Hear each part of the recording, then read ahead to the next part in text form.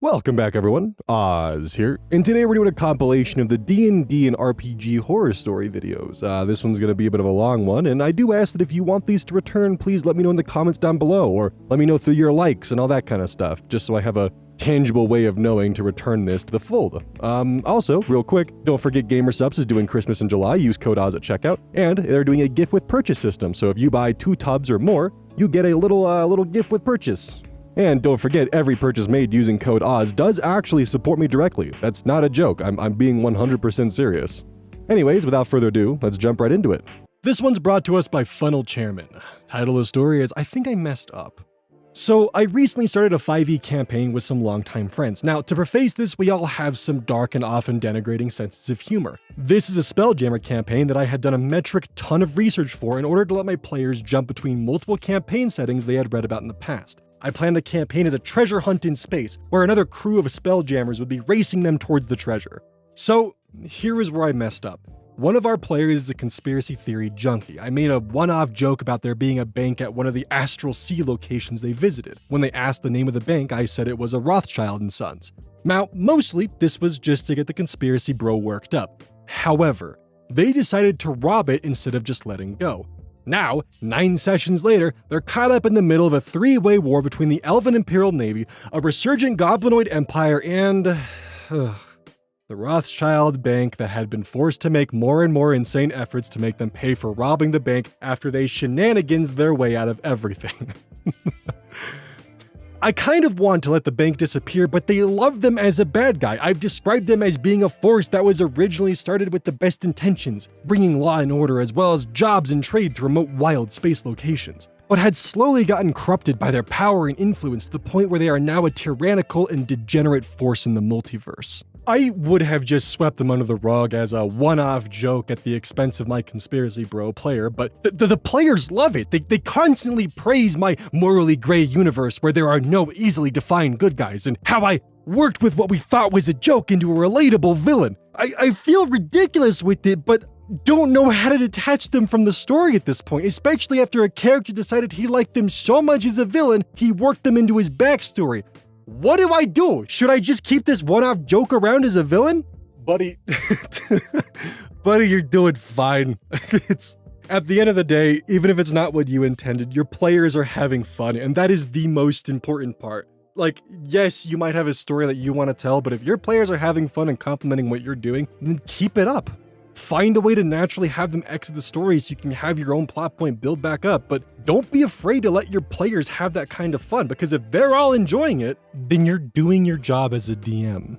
This one's brought to us by KEYZ, and their story is titled, I Accidentally Ruined the Campaign. I'll be the judge of that. And this is from the perspective of a player. So, trying to make this as succinct as possible. Joined a sandbox campaign at level 7 that started at level 1, made it to level 14. Rough time I played in the campaign. 2 years, 8 players, with alternating DMs. First ever campaign playing a half-orc battle master, 10, assassin, 4, and barbarian, 1.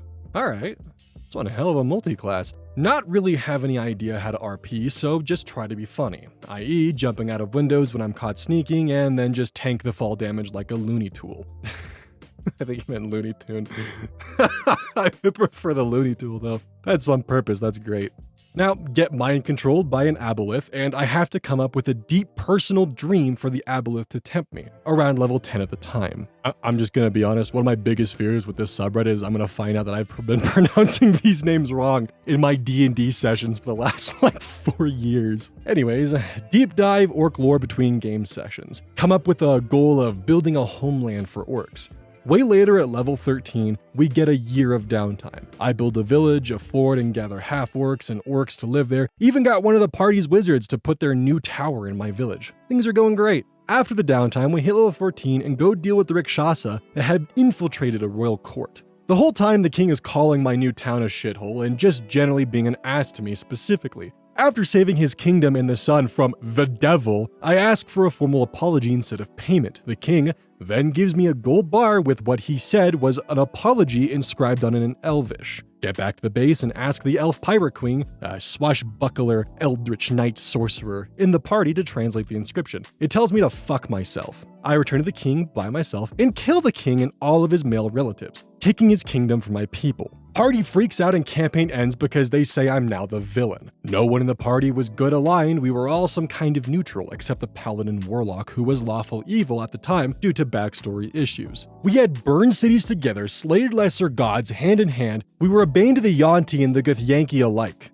Demons feared us, and yet what broke us apart? One king with a problem with orcs. I still play the same table with the same people, but I think about this at least once a month. This was the closest we got to level 20 and I ruined it. I don't think you did. Alright, and here's why. 1. DM makes King extremely racist.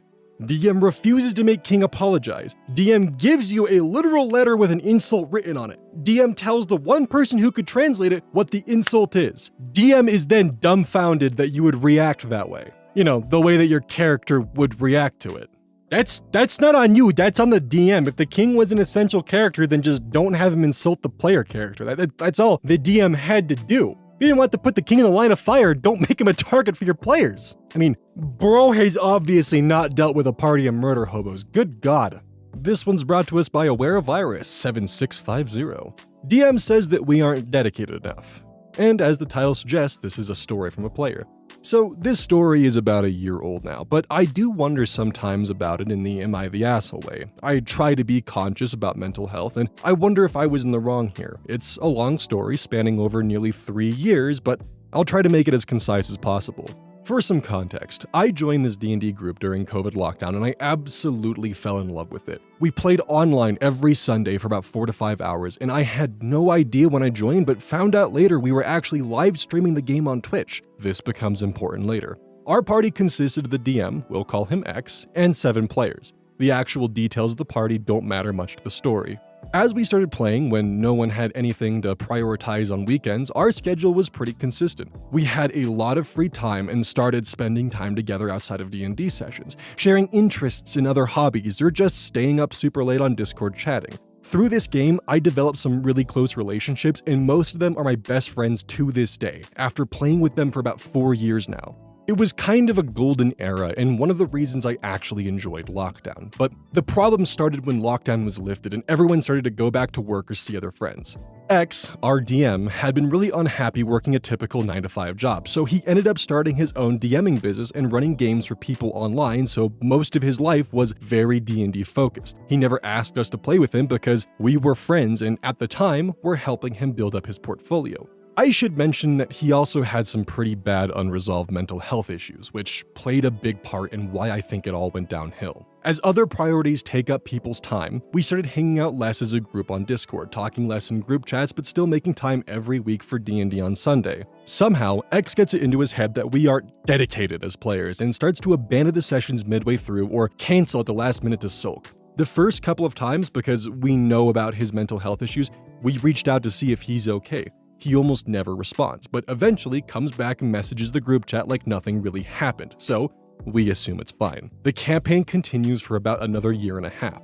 More and more often, X starts to have private conversations with me about how other players aren't as dedicated as he would like.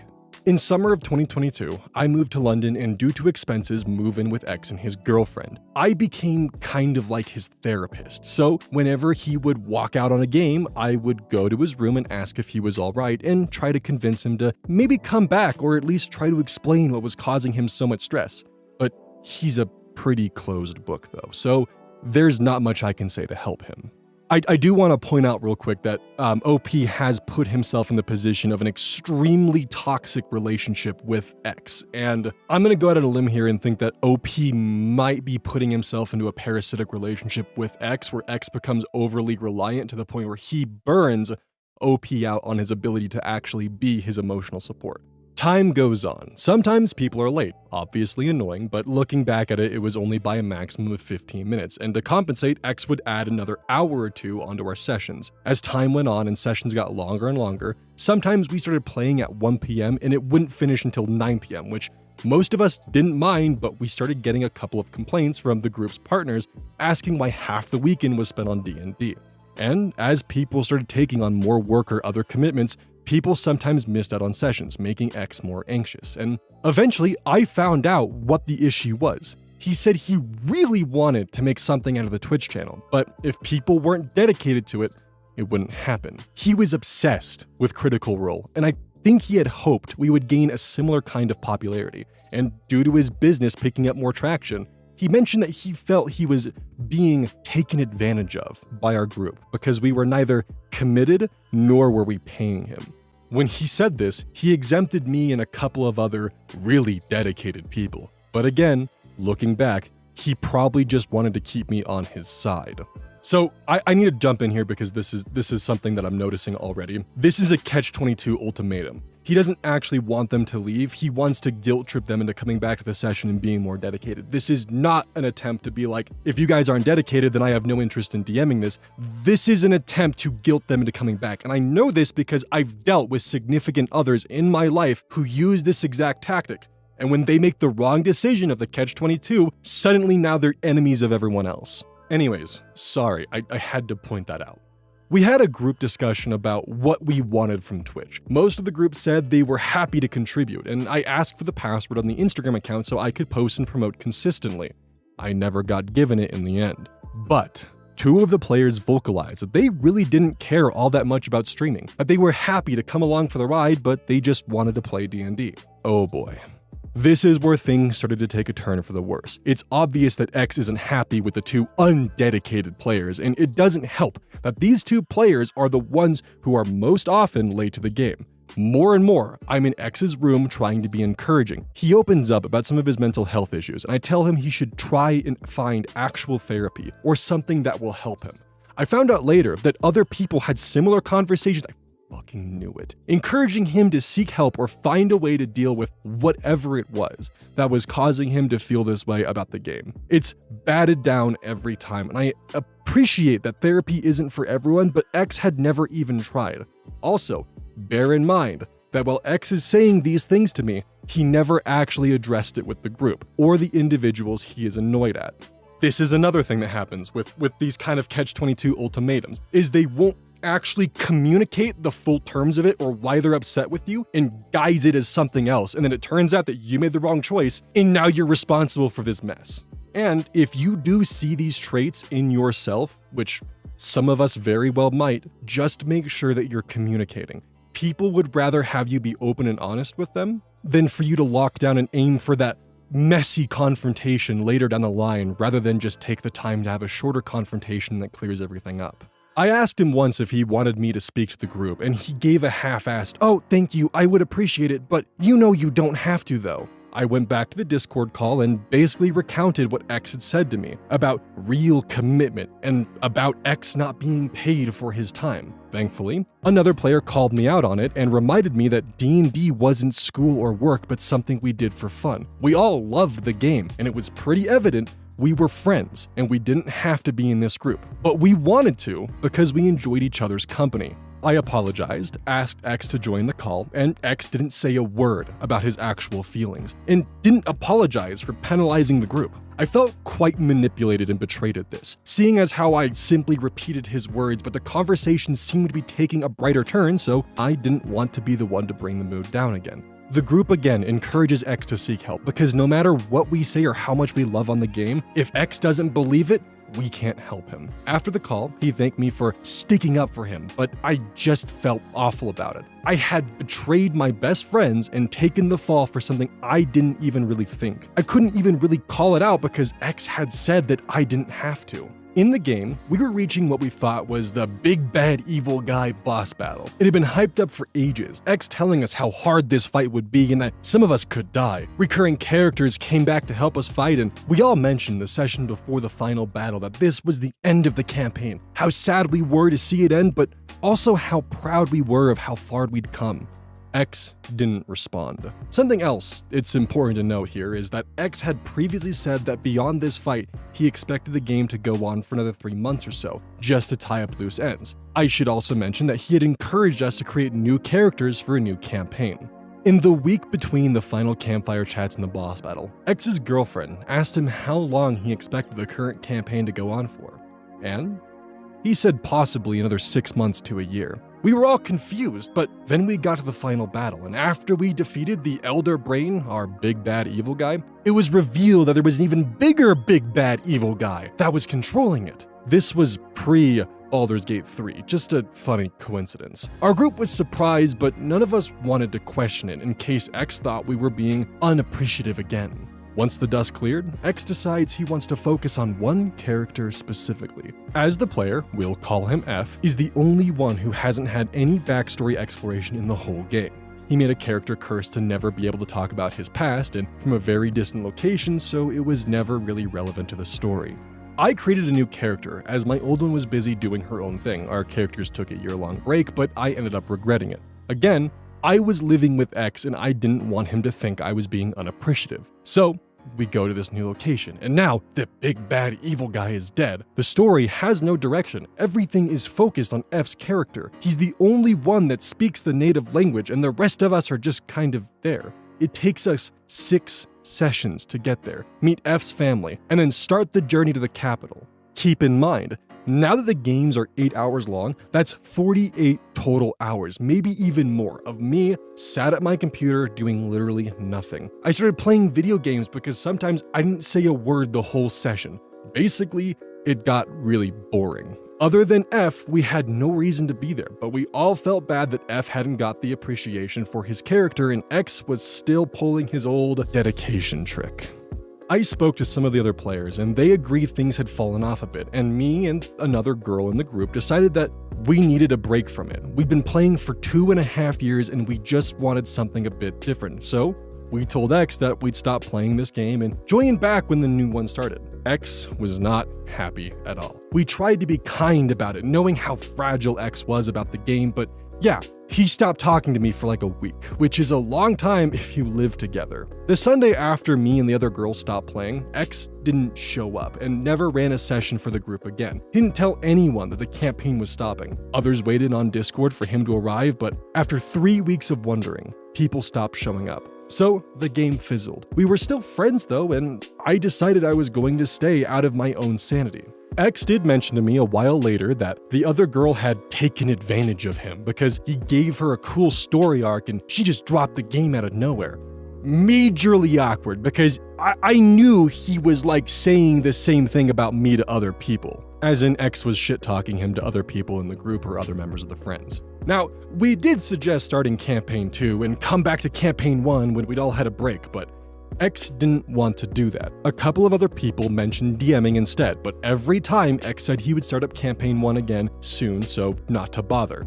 Never happened. In the end, summer of 2023, X and his girlfriend had a huge argument, and his girlfriend told us that he'd done some pretty questionable things bordering on abusive towards her, and asked him to leave and stay with his mom for a while. X left our D&D group chat, ignored everyone who reached out, and then blamed us for again not being dedicated enough. It was a whole thing, but too long to go into. He blamed all of his actions on his poor mental health, to which the general response was that we tried to help him as much as we could, but it's still no excuse for how he treated people. Ironically, I'm the DM of the group now, and we've started a fresh campaign. X isn't in contact with anyone from our group apart from one, weirdly enough, one of the guys who was always late. And I do feel a bit of sympathy for X, understanding the DM anxiety of wanting to make sure your players have a good time, but I try not to let it get in the way of things. We don't stream on Twitch, we play in person and schedule games when we can.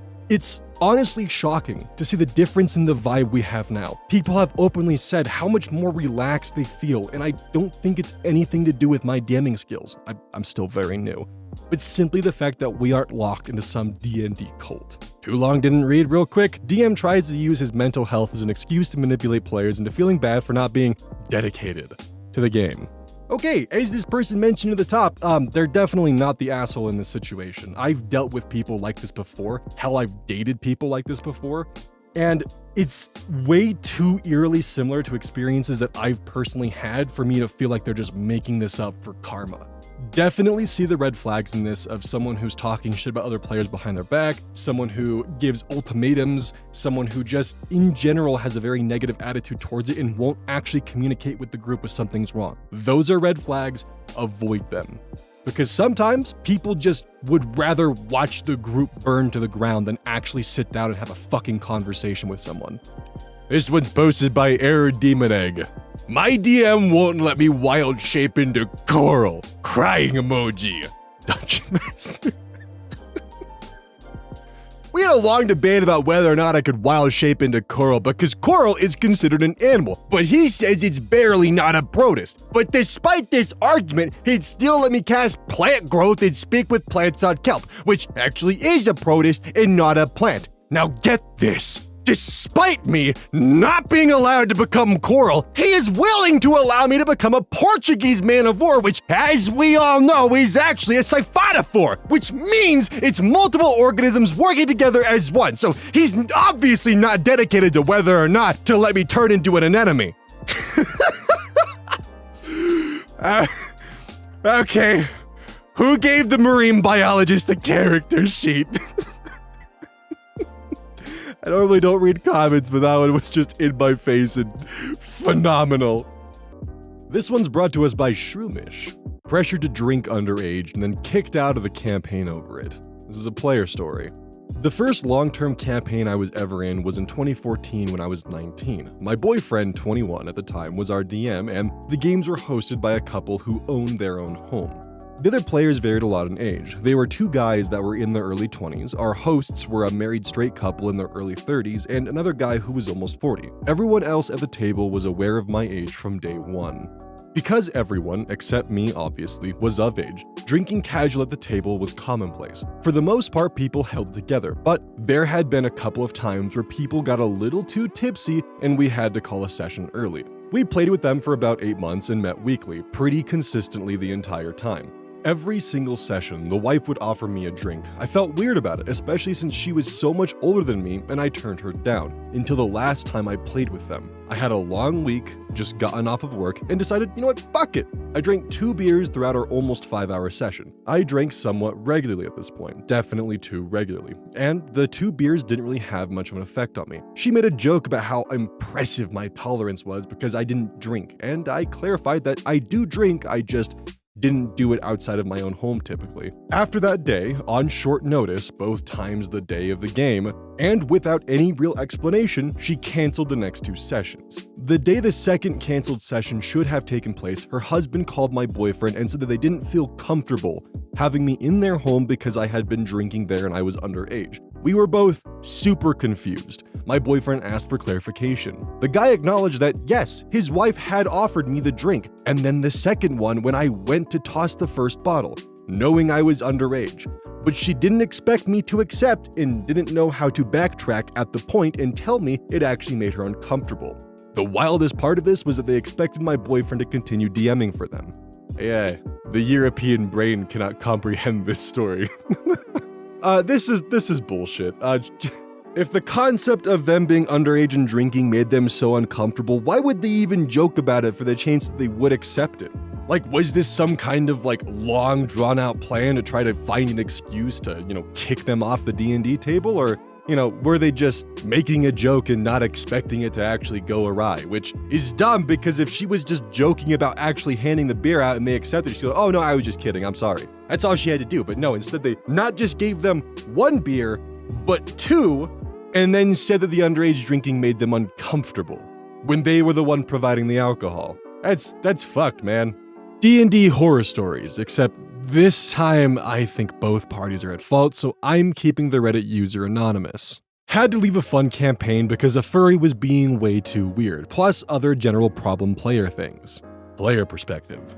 Had to leave a fun campaign because a furry was being really weird. I'm a DM, and I wanted to step up my skills, so I browsed Discord and Dragons, the official D&D Discord server, to find a campaign to join. Prior to this, I had only been a player once. I started playing D&D as a DM, and have since I started ages ago. Now, I was technically the 3rd person to join, but the first 2 left before it started. Then, the problem player joined. We'll call him James. I don't know his name as we played online through Discord, then he invited his girlfriend. The full party, plus DM, was as follows. 1. The DM. I just want to say he was an incredible DM. He took every opportunity to let us roleplay and figured out what to do. Most of the session was spent with us talking more than him. James. bisexual furry who was the boyfriend of another furry in the group, also the problem player. And now this is where I have some problems here, because this is the author's chosen name for this person, and it's Lampshade. Now, this didn't sit right with me, so I did some Googling, and lampshade is oftentimes used as a misogynistic, ableist, or even anti-Semitic term against, well, people. And why that was used here, I'm not sure, but it doesn't sit right with me in the slightest. Anyways, the girlfriend of James, very lovely person who I love getting to know, also a furry, and Gaia, trans femme furry who likes anime. Honestly, my first impression was kind of off-putting, but she was one of the nicest people I've ever met. 5. Yoko, honestly the odd one out, sort of alpha male energy and obsessed with J-Schlatt. I expected us to have problems with him as the rest of us are all some shade of LGBT, and he sort of gave off the I'm 14 and furries are gross vibes. But me and him ended up bonding over stupid memes. Great times. Followed by myself, I played an elf ice-focused sorcerer named Blinn Elkmean.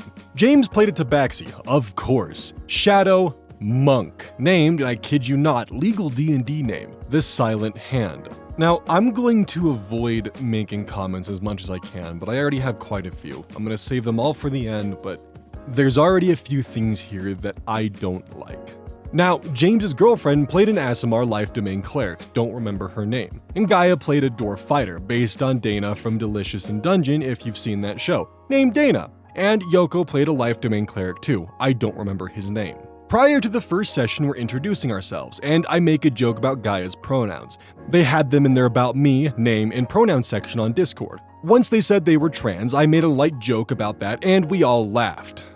Now, whether you're one of my fellow pronoun person enjoyer individuals, or you're someone who despises pronoun people, we all know that this wouldn't go off with a everyone laughed kind of scenario. This would have maybe been an awkward laugh at most, but this helps point to the fact that this user is an unreliable narrator. This started a conversation about gender and sexuality and all things. I asked Gaia how she picked her name. It was something a little less feminine than Gaia, but gave that same vibe. After she told me, she also said some people said it was a very masculine name, and so I gave her the etymology, which was very feminine, which made her quite happy. This is just one of the countless interactions similar to this one. We all bonded very well. Then the session came. I warned everyone I might have to go partway through. Sadly, the DM had to get groceries for his mom, and so we waited about 2 hours.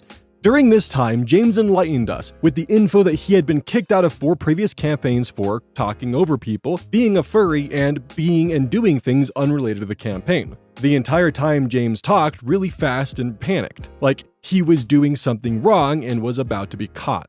It started out fine. Gaia really was the center of the conversation, which made sense for her character's personality. Everyone was fine with this. Then came the Silent Hand. Dana was drinking a bit, and the Silent Hand mumbles, "The damn dwarves always drinking," which begins an altercation about fantasy racism. This allows my elf sorcerer to enter. As Dana said some fantasy racist comment about elves, Blinn steps in, his character, and says it is hypocritical of one afflicted by bigotry to turn one's cheek and do such to another. Everything was going well.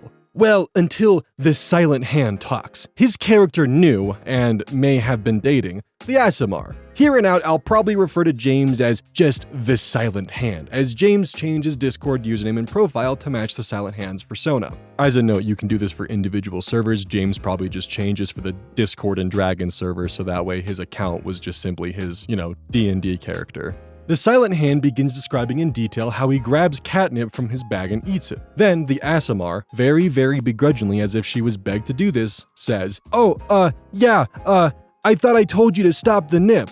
Only for the Silent Hand to say, "Come on, can't a cat have a bit of fun every now and then? It's just so hard to quit." Catnip eating noises. The entire interaction felt like furry roleplay. Seriously. We'll get back to all of this in a bit. We went through the rest of the tavern with minor speed bumps. Only problems were that the Silent Hand kept talking over me and others, including the DM. It felt like every sentence was interrupted. Usually it would be whatever his character was doing, including, "Right then, we can probably do that. Should be a basic job. Would you like to?" While the conversation is happening, I sneak some catnip from my bag and eat it very stealthily. Insert weird awkward silence ended by Dana continuing. When the Silent Hand introduced himself, he said, "I lurk in the shadows. They all fear my might, but they know not or who the Silent Hand is." And so Dana said, "Ah, so Rogue, a perfect fit for the party." Silence. No, I'm a shadow monk, a monk of the shadows. My fists are deadly and hidden. Rogues are far too messy. This might actually be important for later, so take note of this.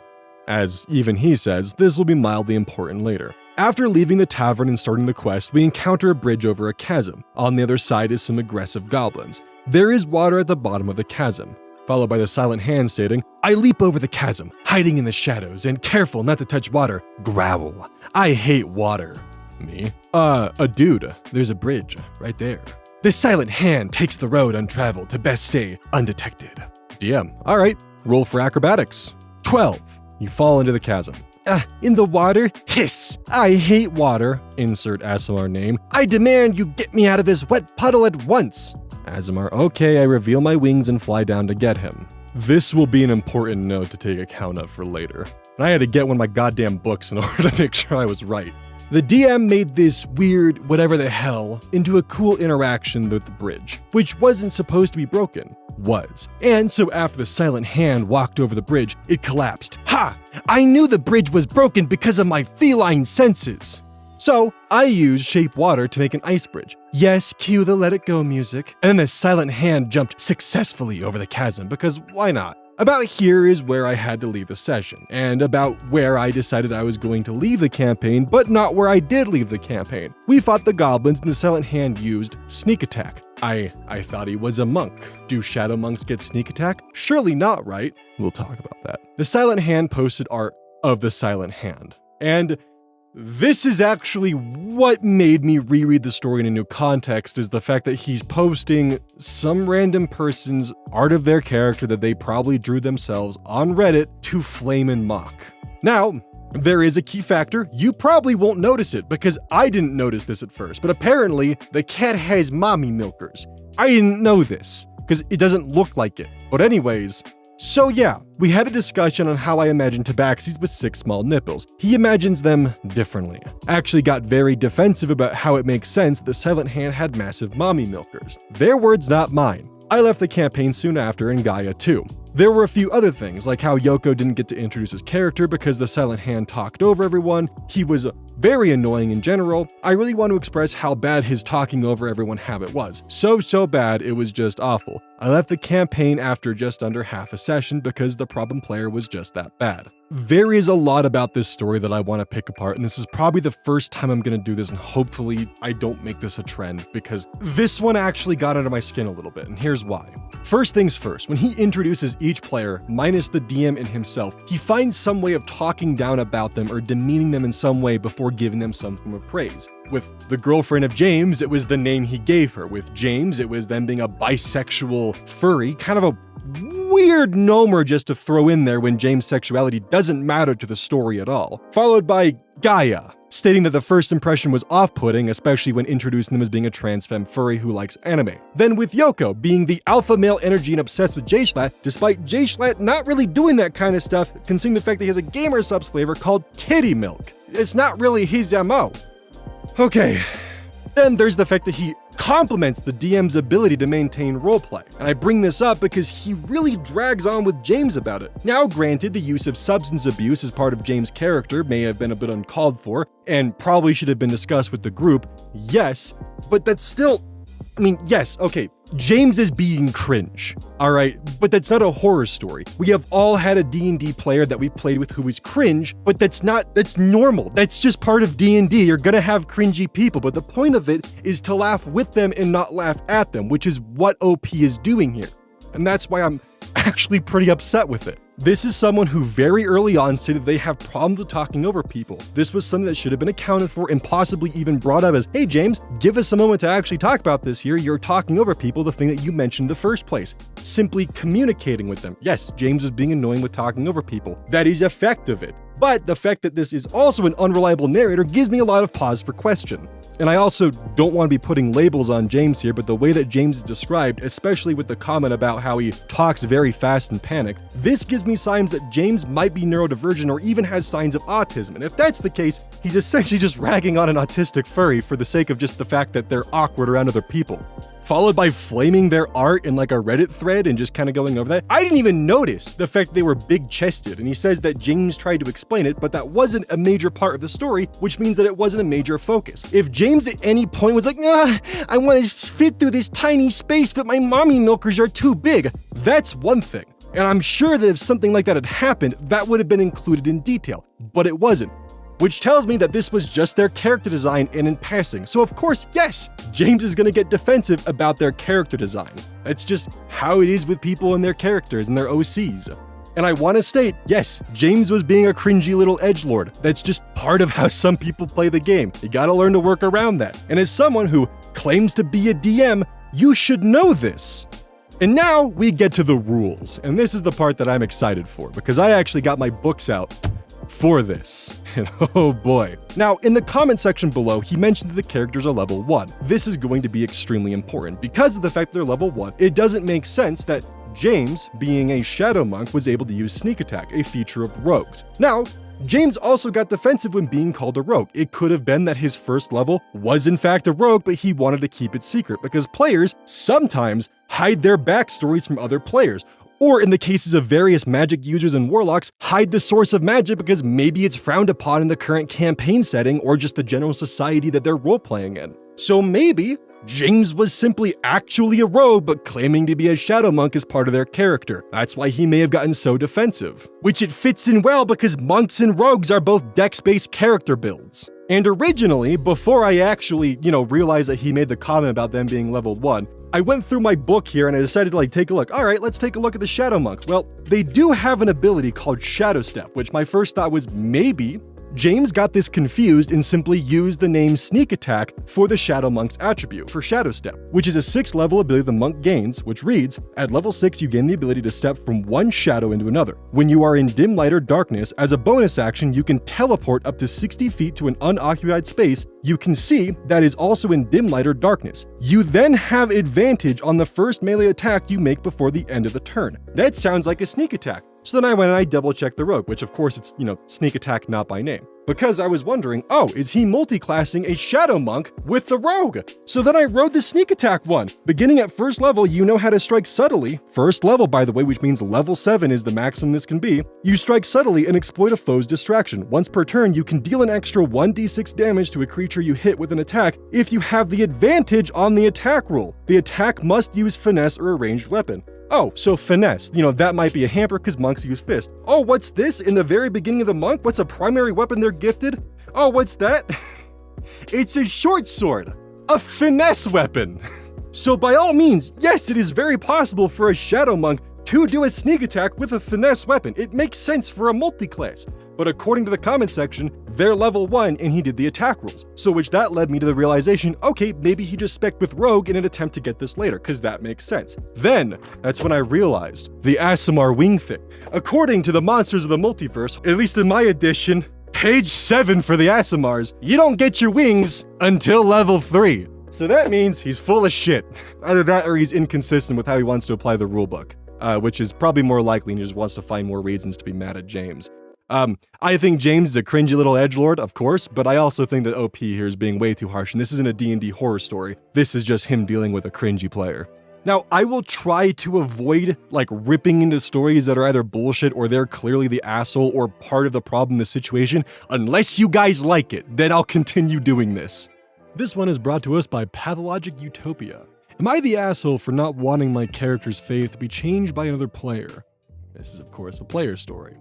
This is my second experience playing D&D, which ended very quickly and very sadly. My first experience was trying to run a campaign as a DM among my friends, which also ended very quickly and very sadly due to family drama, but that's a separate story. So, one of the players from that failed campaign wanted to run the campaign himself, but in a smaller circle of friends, and what happened, well, I will tell you now. The main people of this story are my friend and DM, the DM, his girlfriend, a wizard, and another friend, a cleric, as well as me, being me, the warrior. First of all, I'll give you a little backstory of my character as it's important to the plot. I decided not to be very original and created a warrior character, but he was a tiefling and came from a family that was famous for their paladins who were fanatically devoted to the local good deity. But my character was not accepted as a paladin because he was born a tiefling. Anyway, my character's goal, as I conceived it, would be to follow the teachings of his goddess to prove himself worthy of becoming a paladin. And just as a quick side note, that is by all means a solid character. It gives you the option to multi-class as a paladin later on once you are, able to actually earn your character's backstory's motive. Pretty good. The beginning of the company was supposed to be standard. All of us meeting at a tavern, etc., etc. My character was sitting quietly in the tavern drinking a beer when the cleric entered the tavern. Cleric: have the warrior roll the dice, followed by snickering and laughter. DM: roll the dice for Constitution. And of course me, passing the check. DM: nothing happens, but you notice an obscure hunched figure in a hoodie approaching the bar near you. Me: can I get a good look at him? Cleric: have him roll the dice. DM: roll the dice for Intelligence and Constitution. Me: I rolled the dice. DM: you don't know what this creature is, but it remotely reminds you of a mushroom. The wizard joins us, and we have a few words with her, which are once again interrupted by the cleric's request to roll the Constitution check. It should be noted that the wizard was not an easy one. She was one of those whose favorite spell was Fist, and she walked everywhere with a staff on the weight, more like a barbell. So, after finishing her dialogue with me, the wizard stuck her staff/barbell into the floor, to which the cleric reacted. Repent! Wizard: what? Cleric: repent! Wizard: no.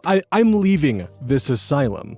After that, the cleric, who's a player, decided to attack the wizard with his whip. Before that, there was a small argument between the DM and the cleric about whether the super unusual whip should do stabbing or crushing damage.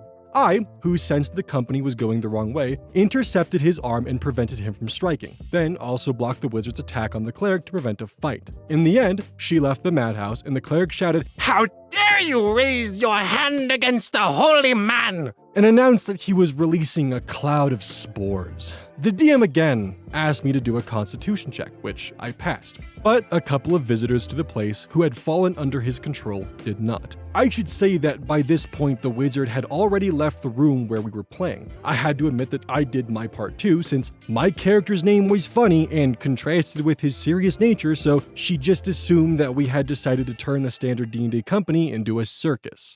Now, when I see what's going on in the tavern, namely that an unidentified creature first attacks one customer without warning and then takes control of a couple more, I decided to get as far away from the creature as possible and fire a crossbow bolt at it. The villagers, under the cleric's control, begin to approach him and give him money.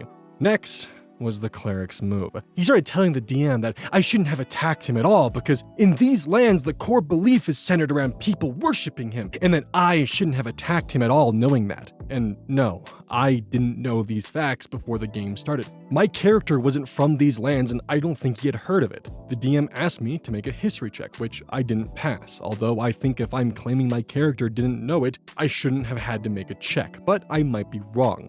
It depends on the DM's rules with these kind of choices, really. Personally, though, I think it's bad practice. So the fight continued. The cleric, again, wanted me to roll dice for a Constitution check. That is excessive.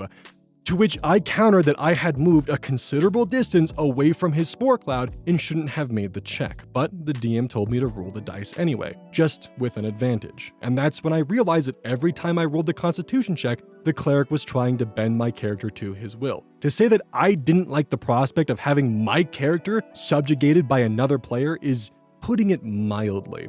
I voiced my displeasure outside of the character to the DM. To which the cleric replied that it wasn't really mind control because people under the influence of his spores themselves want to honor him, and the fact that they started carrying their money to him is of their own free will because of their faith in him. To this I countered that if my character suddenly lost faith in his deity and started honoring the cleric's character, it would completely kill the whole idea of him wanting to become a paladin. The cleric suggested that I could become a paladin who would worship him. I'll omit unnecessary details, but the DM tried to keep our company by splitting us up for a while. The wizard and I went shopping while the cleric went to the temple, where he used his spores to not subdue a small crowd. So we had to guard the trade caravan as a small quest. Small detail, the cleric wanted to take a couple of his minions with him, but the DM didn't allow it, apparently because the wizard started looking at the exit again. As a reminder, the DM's girlfriend is the wizard.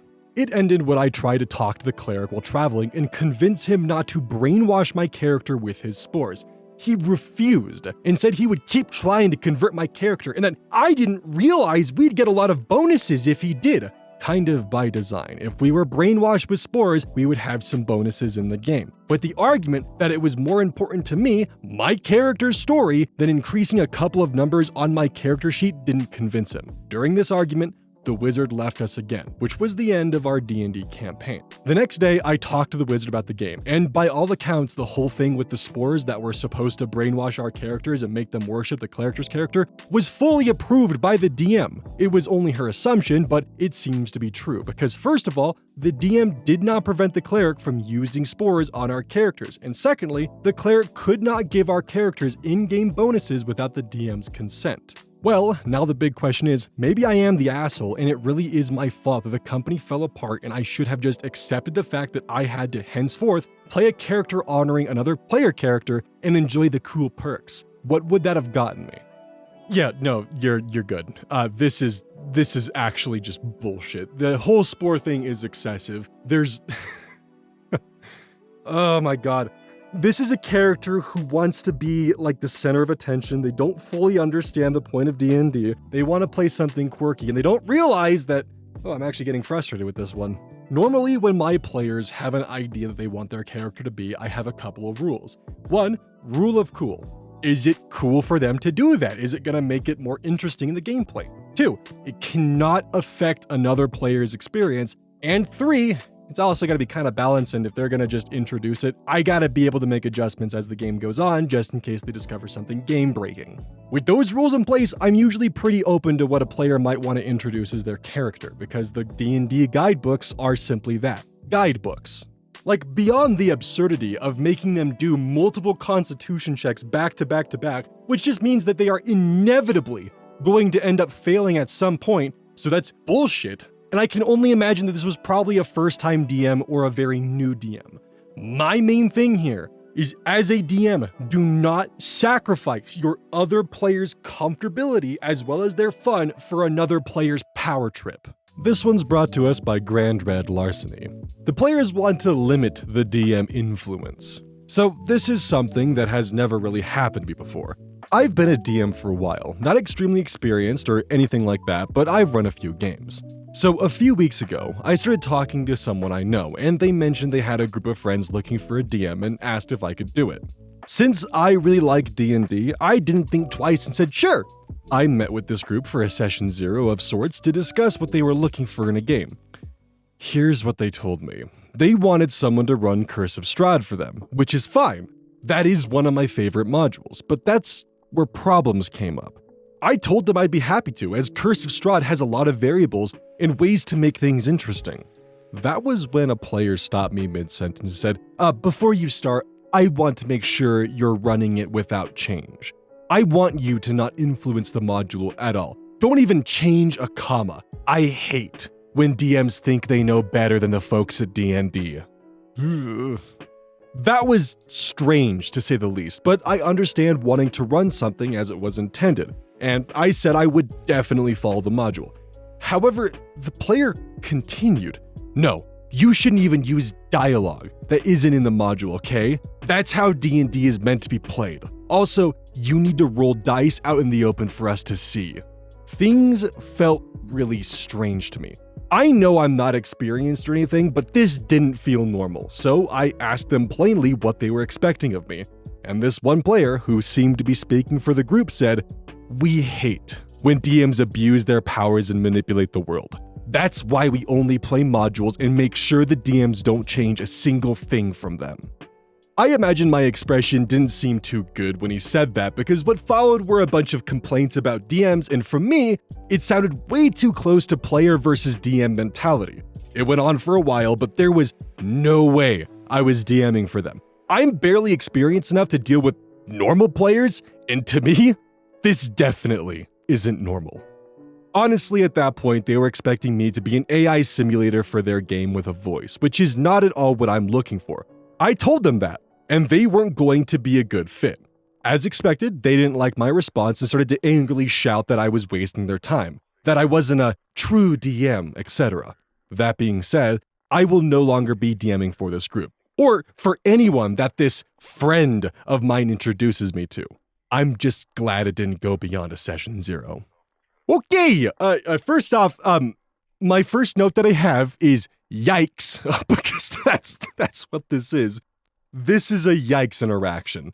My only guess would be is that these players had a previous interaction with the DM who made it a DM versus players thing and permanently ruined all future DM interactions with these players to cause this kind of hostile reaction.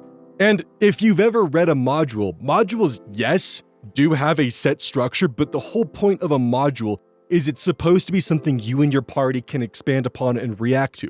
Because it's just because of player choices, it's almost impossible to follow a module beat for beat and expect everything to go without a hitch. That's why modules are so in-depth as they are and why they give you so many opportunities and variables to play with. Curse of Strahd is actually one that I really want and I'm excited to play with because it has one of those. I also know that Icewind Dell is also a really, really good module to play with. But right now I'm looking forward to Spelljammer. Woo! No, but seriously, it feels like these players have a player versus DM mentality as brought up previously, and they see it more as they're playing against the DM, and they don't like the idea that the DM can fudge roles, or can change the environment, or make things to counter players, etc., etc. They want a defined storyline, and if that's what they're looking for, they'd be better off playing a video game or something else. This is actually really sad that I can only assume they had an experience that really soiled D&D for them to have this kind of reaction. Also, did they really just want NPC tree dialogue that wasn't reactive what the players were doing? That doesn't sound fun. Go fucking play Skyrim if that's what you want. This one is by I don't think I can say that out loud. Anyways, DM ruins gaming group trying to emulate Critical Role. This was back when CR had just started their second campaign. The group was the DM, me, and 4 other people. The DM and one of the players were really into Critical Role, to the point where the first half hour to hour of every session was just the 2 of them talking about Critical Role. Eventually, the DM starts introducing characters from the series, starts telling us what we should do, because they did that in Critical Role, and starts trying to copy Matt Mercer's particular DM style, to the point I wasn't having any fun and I felt like I had no agency and our actions in game had no point since he'd attempted to retcon things or ignore things to get a particular outcome. Eventually came to a head when one of the guys dropped out, and that was the push for me to say the same. I love playing, but I'm not a huge Critical Role fan and I have no interest in blanketly copying other people's stories. DM reacted badly and went on a tirade about how he's playing D&D properly and we were ruining the game for him and that one other player. Tried to tell him that he's ruining the game for all the players except one, and she was getting clear favoritism because she was going along with it, attempting to recreate scenes from the series. Even tried to explain that Matt Mercer has his own style. He has years of experience, probably took lessons in acting and improv, and has a team of people to help him with writing, and that it's his career. He just accused me of being jealous of Matt Mercer and not knowing what D&D really is. Saw him post in a Discord server not too long after, and he was explicitly looking for people who watch and like Critical Role. Hope he found a group of like-minded people to play with. He was a great DM before he decided that Matt Mercer is the only standard of DMing. I know I've seen people commenting this in my comment section and also just in Reddit threads, but the popularity of Critical Role and Dimension 20 have both been phenomenal for D&D, but also really bad, because it's led a lot of people down a road where they feel like they have to copy or mimic Matt Mercer or Brendan Lee Mulligan because of how entertaining their campaigns are. It's okay to get inspiration from them, but you don't want to be a carbon copy. You want to be you. That's what makes D&D fun. When I go and play D&D with my friends, I don't want to be playing with their impression of Matt Mercer. I want to be playing with them. This one's brought to us by That Water American. The worst case of railroading I've ever seen. We were playing a cyberpunk game where a drug gang themed to the Wizard of Oz had taken over an abandoned nightclub. These guys weren't wearing clothes. They had undergone exotic body sculpting surgery so the Tin Men look as they do in the movie, and the scarecrows are lanky and wearing old clothes and burlap. Our team wanted to sneak past them, as there were almost 20 gangsters all dressed the same and they were all confused and high on their own supply, some smashing their heads against the wall. Plus, our real prize was in the nightclub's basement. Our team's journalist asked if he could do an internet search to learn more about the Wizard of Oz. GM agrees and the journalist rolled very high on a library check. The GM says, "You don't know what the Wizard of Oz is, so you can't look it up." The journalist says he'll look for Tin Man and Scarecrow, because many cyberpunk booster gangs are basically cosplayers with guns. Someone even floats the idea of dressing up as Dorothy, but the GM says we don't know what that is. The GM further clarifies that the Wizard of Oz exists, but the movie's 105 years old at this point and doesn't show up in any resources. The journalist offers to go to a physical library and roll again, but the GM says no, which is wild because how did the gang learn about them? Regardless, the party recognizes that everyone in the gang is either scarecrows or tin men. They ask to look for a costume store where they can get outfits that look like the characters. GM reiterates that they aren't wearing costumes. They had surgery to look like this. He also says there is no costume shop or party store anywhere in Night City. Stores only carry brand new cyberpunk clothes because of supply chain issues. We ask if there's a community theater or even a high school with a drama department because they would have a costume and makeup shop. The GM relents and says we can go to one of the theaters. It's closed and locked up. We ask about breaking in. The GM says, you start to pick the locks, but you realize it's extremely unlikely that they will have costumes that fit a 105-year-old movie, and you decide not to. Jesus fuck, man. We confirm that scarecrows underwent surgery, but clarify that they are physically wearing burlap and old flannel. We explain to the GM that if they found enough for 20 people, it should not be hard for us to find it. One of the booster gangs is literally dressed like clowns. There must be a thrift store or a gardening supply store or something where they got their clothes. The GM says no.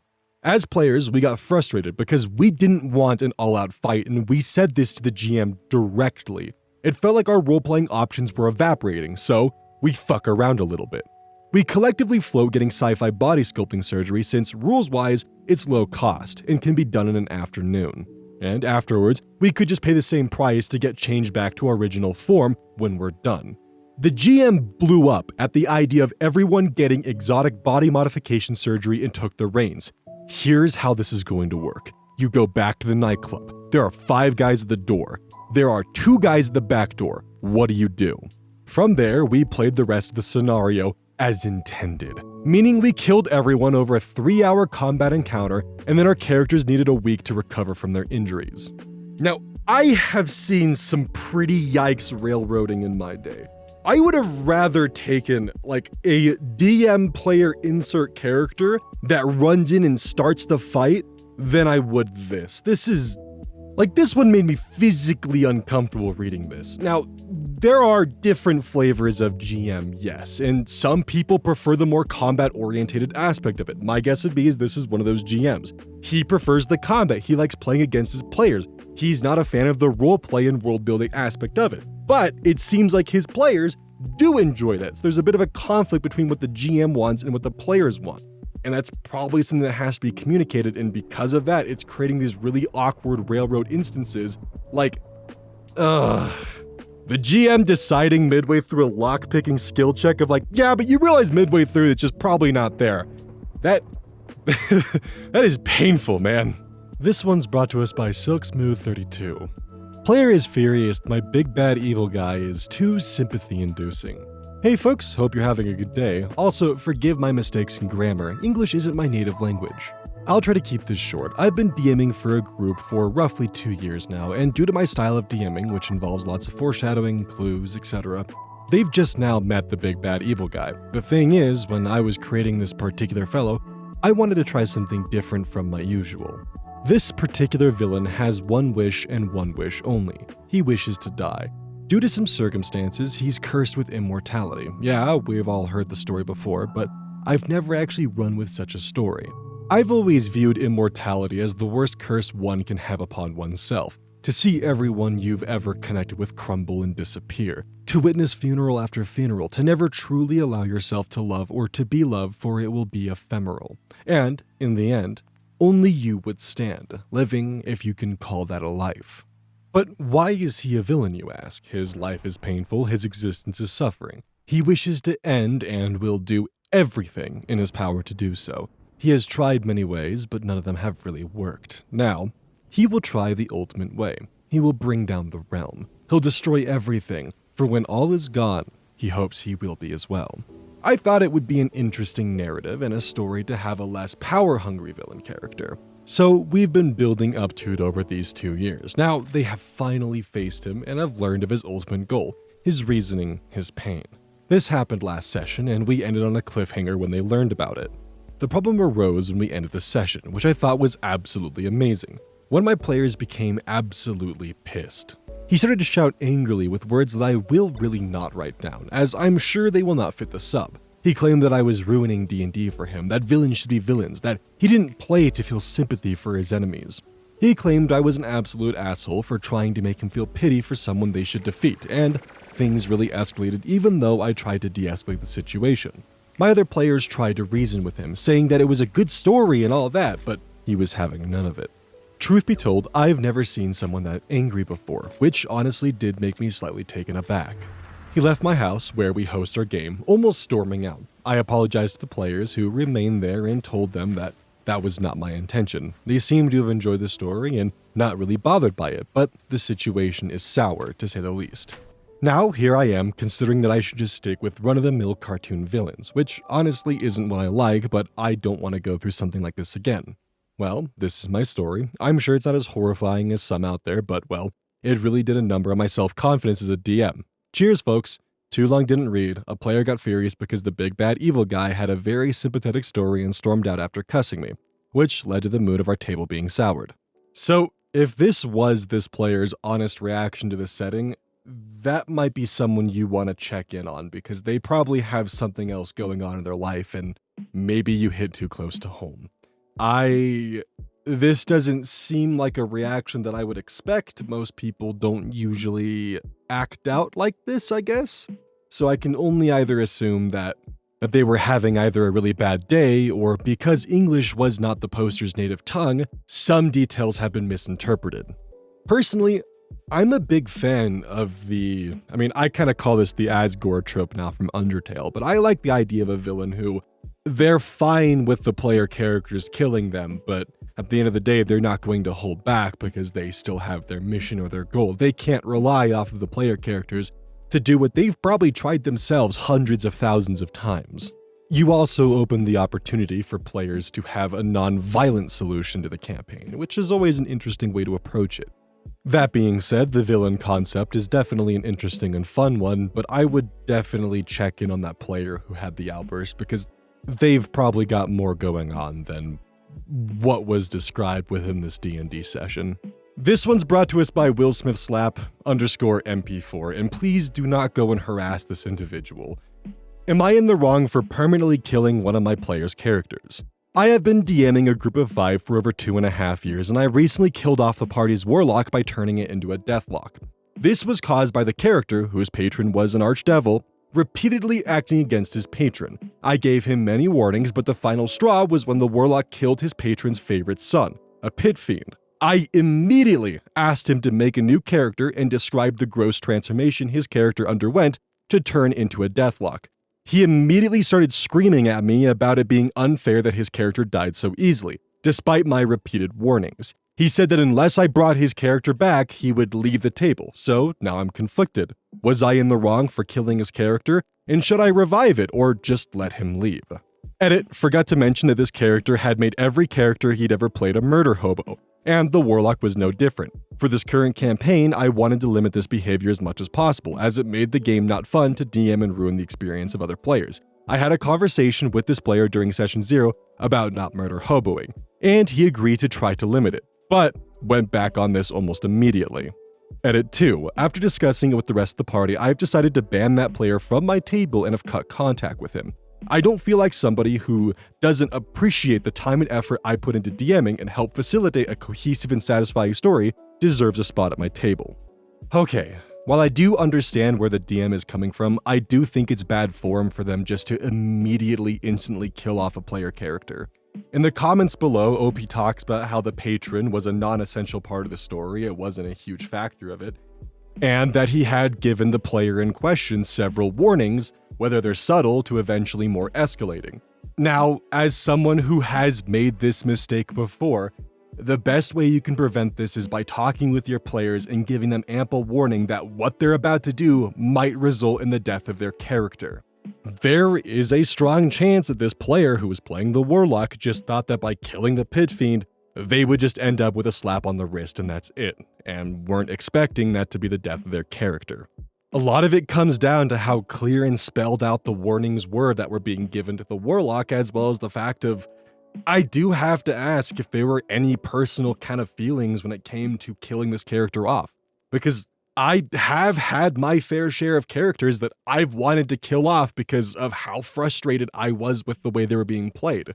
Because it felt like as a DM, I wasn't being respected.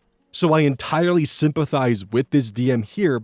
However, it is bad form just to kill off a player character immediately without warning.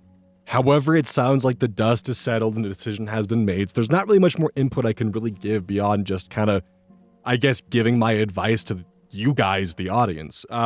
If you are ever in a position where something is going to injure or kill a character that is beloved and you don't want them to die, the best way that you can do this is to have consequences to the death. Like maybe they come back with amputation, or they have trauma attached to it, where when fighting that specific class of monster, they're at disadvantage for their rolls.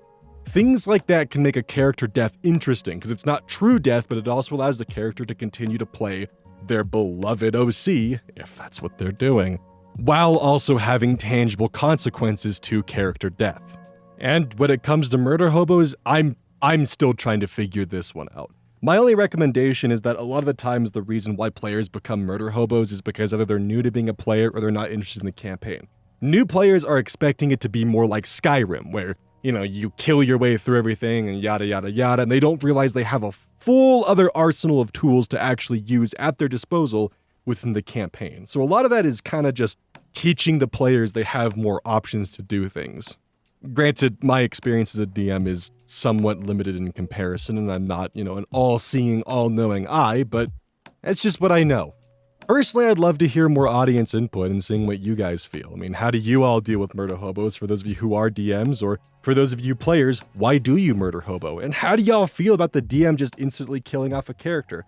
I personally think it was in bad form, but with all the situations surrounding it, and because this is, of course, a story, we're missing a lot of key details, perhaps the DM was justified in their actions. But I'm going to stick with my thought that this was bad form, and perhaps they could have handled this a bit better, but I also do heavily sympathize with their choice, and the reasoning behind it was sound. Absolute Sub-Zero 99. DM total party kills over Chick-fil-A. So I played D&D with some friends. Our forever DM usually hosts the games at his dorm. This was our most recent campaign, as we haven't played D&D at all since. I think I may try to DM in the future though. Our game was a time travel campaign that involved us trying to stop this evil Time Lord. Our actions had a lot of weight in this campaign, as anything we did in the Prime Material Plane, Homebrew World, Shadowfell, or Feywild would affect the future. The DM also homebrewed some time spells, so most of us ended up choosing magical classes. Wizard, Warlock, Bard, Druid, and me, a Paladin. We started off in this quaint little town and then set out, found some Atlantis-style ruins, and then went to the grand city of Tyloria, great capital of the Empire, where the Time Lord's minions, demons, some low level enough for us to fight and survive, attacked it and destroyed it. We then fled to a secretive city-state that the Time Lord had not ravaged yet, and found a time crystal that gave us access to the near future, which was post-apocalyptic and hellish, made to look like the Time Lord's fiery empire in the Nine Hells, which itself was unaffected by time travel. Now, this is where I need to add some context about our real-life group dynamics. As I mentioned, we met at our DM's dorm and we were all good friends. We would come over to his place on Saturdays, eat some food, usually from on campus, play D&D, and then play video games and talk about life until we went home. One day, however, Warlock's player suggested we eat something good for once and go off campus. DM suggested Chick-fil-A. He loved Chick-fil-A and hadn't been there in forever cause so far away and he doesn't drive. Wizard player says he wanted some Mexican food from around that same area, so he'd go out and get it. We all agreed to get our food from around that area too, so we ordered our food. DM said he wanted 2 spicy chicken sandwiches, frosted lemonade, extra ranch, and a large order of waffle fries. He texted this order to the group chat as well. We then gave Wizards player the money, and he went off to get our food. Unfortunately, I don't know if Wizards player forgot or the restaurant screwed it up because they gave him a regular chicken sandwich and no ranch. DM was like, "Is this regular?" I said spicy. "And where's the ranch? That's like the best part. Come on, man." Wizards player then just said, "Stop being a baby and just eat the damn sandwich." DM then responded with, "I even gave you a tip." Wizards player then said, "There's no real difference between the spicy and regular anyway," which enraged the DM as they started arguing and escalating until this was just now a full-blown shouting match. I was afraid hands were going to get thrown until DM just said, "Let's just get back to the fucking game." And we did as the DM barely touched his sandwich. We picked up as the party returned to the past in order to figure out how to stop the big bad evil guy. But we returned greeted by an infernal knight, who told us that time is the domain of the Time Lord, not low lives like us, and immediately attacked us. We were level 3. He was a CR 20 monster. We had no chance, and got total party killed on the spot. We all were upset and tried to protest, and the DM just said, "Skill issue!" till the wizard player called him out for doing this over a fucking sandwich. And DM just said, "Like I said, skill issue. You couldn't get a basic order right. Maybe God made intelligence and wisdom your dump stat. Cringe." Wizard player just stormed out and the rest of us were just kind of silent for a sec and then left too. Like I said, we haven't had a game since. DM apologized to the rest of us, except Wizards player, for the total party kill, but said he still doesn't want to DM anymore. Wizards player and DM aren't talking, and we're all just kinda sad that our friend group has been soured by this. Too long didn't raid, friend group and D&D campaign ruined over a Chick-fil-A order. Now, for those of you who don't play D&D, a CR 20 monster is usually a pretty strong challenge for a group of level 15s. This does vary quite a bit and depends on the party you're dealing with, but the general rule of thumb that I've seen is you take a fourth of your total party's levels and that's how you find your challenge rating. I've also seen people adjust this to 1/2 depending on how broken their players are or how well adapted their players are to their skill set. So, that being said, a group of level 3s should be fighting anywhere from a challenge rating 3 to 4, not challenge rating 20. And the fact that this happened over a sandwich, I think DM might have some anger issues or just that particular day, he was having a rough one and the man really need his very specific Chick-fil-A sandwich and just kind of snapped about it. I think the wizard did pull a dick move by not apologizing, especially when the food was paid for and apparently a tip was given, but also the DM should not have punished the rest of the party for his Chick-fil-A order being messed up. Honestly, I'm really curious to see what you guys think. Do you think the DM in this scenario for getting his sandwich messed up should have punished the wizard, or do you think that the wizard should have just apologized and provided the DM with some form of compensation? I personally think, though, that punishing a player character for something that happened outside of the D&D session is not okay. But I am curious to see if maybe there's a line that could be crossed when your food is messed up and you paid for it. Villain Mollusk. Kicked from an otherwise awesome group for not acting like a fighter. For reference, I love taking vanilla as fuck fighter builds and developing deep RP around them. It lets me play a central role without hogging the spotlight from other players, and it gives me some writing challenges. Some time back, I created a fighter for my friend's game, and I explicitly made the character hesitant towards violence. He was one of those, I won't start a fight, but I will end it types. At least when it came to protecting his friends. I kind of based his personality off of one of my dogs, so for the first few sessions, this was fine. But eventually, the DM approached me and said that there were complaints about my character not acting like a fighter. My immediate concern was that I must not have been doing the right things during combat, but none of the complaints were about how I had actually performed during combat, and there were no complaints about my build. Instead, I was just told that my character was too much of a Boy Scout to be a fighter. The DM, a history major, oh god, told me that the chivalric way that I was playing my character was historically inaccurate, and that I should play more aggressively or pick another class. This shocked me, as he was normally open to characters that broke stereotypes. And he was, I'm sorry, what? Historically accurate? What, like elves? Gnomes? Fucking artificers? What do you want? I'm sorry, I usually don't break in the middle of those, but it's goofy. historically inaccurate, and that I should play more aggressively or pick another class. This shocked me, as he was normally open to characters that broke stereotypes, and he was a martial artist IRL who was quite a bit of a Boy Scout himself.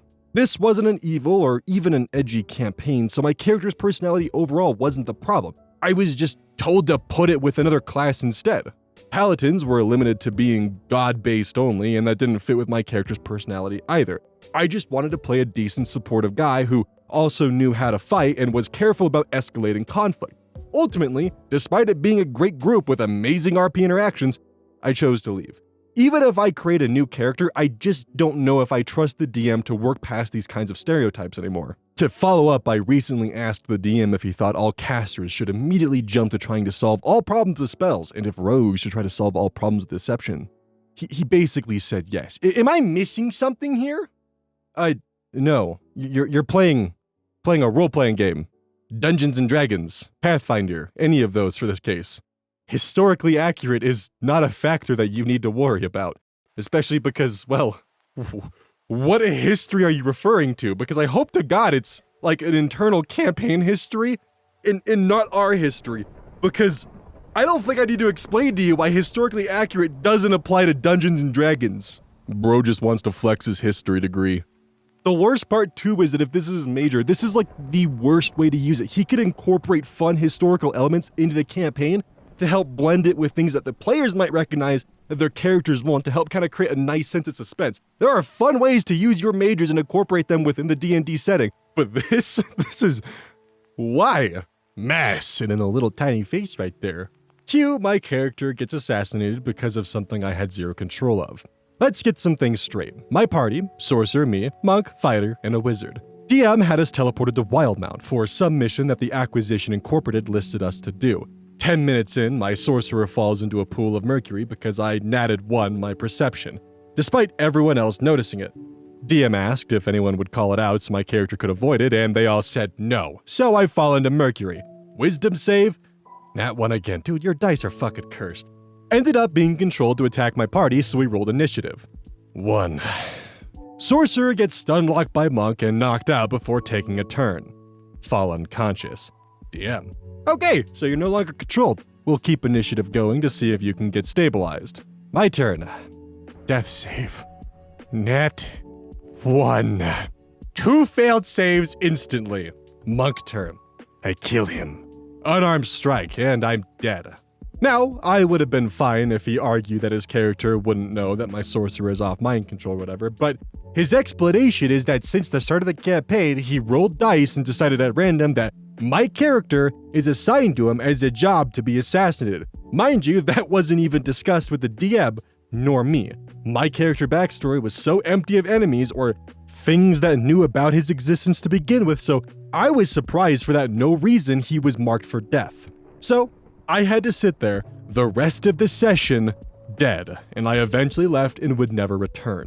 First things first, grab your dice, put them in your hands, go to your kitchen, and put them in the blender, because 4 nat 1s in a row, buddy, you need new dice. That is ridiculous. Second, while it is uber cringe that a player assassinated you because he marked you for death and didn't discuss it with anyone else, the most cringe part of this is the fact that you weren't able to make another character. And you just sat there for the entire session. They didn't warn you of a mercury pit, it got your character killed, and they didn't let you make a new one. And what's arguably worse is what OP says down here. What fucked with me even more is that I asked the DM if I should leave, was definitely planning to not return, but didn't want to look like it. And he said that, no, we'll work on reviving the character, but they never got to it. So I actually sat for 2 hours doing fucking nothing. That is horrendous.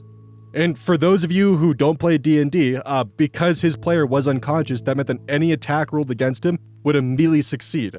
And because he was close to death, any damage done would kill him, so yeah. There was nothing he could do about it. And the DM let that happen. This one's brought to us by Imaginary Goose, 3251. Other players kept making fun of me the moment they found out that I go to a church. I'm not really religious, but my family is. My parents and grandparents go to church every Sunday, and I have gone with them since I can remember. It's sort of been part of the routine for me. Even now that I don't live with my parents, I still go to their church every Sunday, as it's a way for me to meet them in person every week and have breakfast with them afterwards. I'm part of an online game, and for a few months now, we've played on every Saturday evening. A few weeks ago, one of the players was busy on a Saturday, so he asked to shift the game to Sunday. I said that I have to go to church in the morning, but any time in the evening would be fine. Another player, Jane, thought I was joking at first, until I swore that I went to church on Sunday. After that, however, every joke she made started to change. I wouldn't have minded it as much if she kept the jokes in game, but she started asking me stuff like how I feel about there being other gods in the game, and how I feel about Catholic priests, kids, and how I feel about homophobia, etc. in the church, and whatever stuff church had done. She just randomly in the middle of the game would ask me such stuff and act as if this was some clever joke and expect me to keep defending stuff. I just stopped enjoying the game within a few weeks of this and told the DM I won't be playing in the game. That sucks, buddy. Look, I'm not a religious person. I'm probably more of being agnostic, if anything. But at the same time, I understand and respect most religions. And while there are members of each religion that can most certainly be bigoted towards others, most religious people aren't like that and actually follow by the code that's written within their own holy texts. And, much like how most atheists or agnostics are normally pretty chill with people who are religious, occasionally you get those militant atheist types who are more interested in just simply shitting on people because they have a religion, even when they're not hurting anyone. Much like how I'm always accepting of LGBTQ people in my audience, I'm also accepting of all religious people in my audience, because I'm under the belief that if you want to live your life a certain way, you should be allowed to, as long as you're not hurting someone else. And because I'm a big believer of the whole walk two moons kind of thing, this would be the equivalent of someone in a D&D party finds out that someone's either gay or trans or they have, a non-normative sexual identity. This would be the equivalent of constantly being badgered by other players at the table about that said sexuality, like, oh, the king's a dude, would you fuck him? Or vice versa. Oh, the barmaid's a lady and you're a lesbian, would you fuck her? It's the same kind of thing. Unless your player shows bigoted beliefs, don't just fucking rag on them for no reason. That's a dick move. Blood reward. Players wanted a stream-like experience just because of my job. I'm a voice actor and have worked in the industry for a better part of the last 15 years. I don't work in English, so just as a heads up, I might not be someone you recognize. That being said, one of my hobbies has always been tabletop role-playing games, and I believe they've influenced my decision to pursue this career. I've been a DM for as long as I can remember, and it's truly the way I enjoy the games. Just because I'm a voice actor doesn't mean my games are any better produced, or that I perform thousands of voices for immersion. To be honest, I tend not to do voices for my NPCs. After doing that all day for work, I don't feel like continuing it in my free time. Up until now, it hasn't been a problem. However, my usual group has become unable to play regularly due to scheduling conflicts. Since TTRPGs and particularly D&D, have been my hobby for such a long time, I didn't want to stop playing altogether. So I asked a friend who owns a game store if he knew anyone looking to join a game, and he did. He set me up with 4 players, 3 experienced ones, and 1 who had only played a few one-shots. For a definition for those of you who are unfamiliar with what a one-shot is, it's essentially an extremely short campaign that can usually, if not always, be completed in a single session, if your sessions are usually around 4 to 5 hours at most. That being said, our games are going to take place at my friend's store, so I met them briefly beforehand and held a session 0 to discuss how my games are run and to help them come up with characters. They all seemed eager, and honestly, that really pumped me up. That was until our actual first session. We met up and started the session right away. The problem was, all that initial excitement seemed to vanish as soon as I began to speak. I didn't think much of it at first, but it progressively got worse. I could see the frustration on the faces of the experienced players, and the one who had just started playing eventually pulled out his phone and began scrolling through his feed. At one point, it got a bit too overwhelming, and I called for a 10-minute bathroom break. When I returned to the table, I overheard them complaining to my friend, the store owner. They were saying, and I quote, "You said he was a fucking voice actor." They then proceeded to curse at me and complain that I wasn't giving them the experience they wanted to my friend, who seemed concerned even though I could hear him trying to defend me. They stopped when I came into their field of vision, but it was clear I had heard everything. They just packed up their things, got up, and left without even saying goodbye or goodnight. This was frustrating, to say the least. It seems they were expecting a high level of D&D with a plethora of voices, sounds, and other immersive elements. While it's fine for them to have their own expectations, it did bother me. Is simply asking for a straightforward TTRPG experience too much to ask for? Well, nothing I can do over spilt milk, but I guess I'll just wait for when my friend's schedules align again. Which sucks, but hey, what can one do? Thanks for reading. I know it's not as bad as others, but yeah. Good night, everyone. Edit, just to make sure there's no misunderstandings, my friend only mentioned my job to arrange the schedule. He did not advertise it or promise I'd do anything extraordinary. He knows my style, so I don't think he'd do that. Yeah, this just sounds like you encountered a really entitled group of players who, heard that you had a job and a profession that aligned with something that made them expect a Matt Mercer-like experience when, in all actuality, you just wanted to play the damn game and they wanted some kind of spectacle to be thrown in front of them. Which, that fucking sucks, because as a DM, I could only crank the knob up every now and then and, actually have roleplay. There are some sessions where I'm kind of just exhausted and I need to just have like a casual session that's not just me amping up every single character that I'm playing. And when that happens, sometimes I just throw my players into combat. It is that is a guilty admission of mine, but sometimes I just can't be damned to actually perform. Ill Psychology 9918. DM does literally everything that could be wrong. I've been sitting on this story for a long time, and it's a long one, so strap in. I was in this campaign, which was supposed to be like a Magitech setting, and after a while it became obvious the DM could have just written a novel for it because of how lore-heavy and railroady it was. Oftentimes, he would just have the PCs be transported everywhere they needed to go for the plot's sake, and would have our characters be under strict orders because he made them join the military. It became pretty obvious that it just became him acting out his military fantasies and not necessarily was about us having fun anymore. He would get actually angry when we didn't know the exact military protocol for handling things, and genuinely would fume if we wanted any autonomy for our characters. By the way, we did not initially go into this expecting it to be a military-based story. When we signed up for the campaign, we didn't know it was going to be a realistic war setting, so there was no safety tools set up and no content warnings. We got into some very heavy material, which should have been covered with a body horror warning. Another issue is that most of us in the group are transgender and he is not, which is not the issue, but he originally got pissy when some of us wanted our characters to reflect our identity, and we had to find a loophole in his "it's not realistic" to convince the DM to let us make our characters trans as well. The loophole was literally, well, trans people are real, which was absolutely insane to have to tell someone. Literally so many red flags, I took off a few months to no D&D is better than bad D&D, until Baldur's Gate 3 reminded me that D&D was normally fun and I went and found other groups to play in. Yeah, see, controversial opinion here, but OP actually made a massive mistake, a fatal error even, one that's honestly not forgivable. They told me to strap in for a long story and it was only 5 paragraphs. If even that. That's besides the point, though. Yeah, my general recommendation, if you want to have an extremely structured and railroady campaign without telling your players, write a book instead. This is the DM equivalent to when players just want an extremely railroady and scripted campaign and they just want, like, essentially a video game. This is the DM equivalent, where they want to make an extremely railroady campaign with little to no player autonomy. They just want to write a book. Honestly, those two types are a match made in heaven, but not everyone likes playing D&D or other RPG games like that, so it gets messy. Slight content warning beforehand for body horror. Miserable Message 12 brings this one to us, and it has the not safe for work tag. Other players knocked me out and cut off my limbs. DM rewarded them for it. Violence warning. We're playing a pretty ruthless campaign, and we all know that. However, what I was not prepared for was yesterday's session.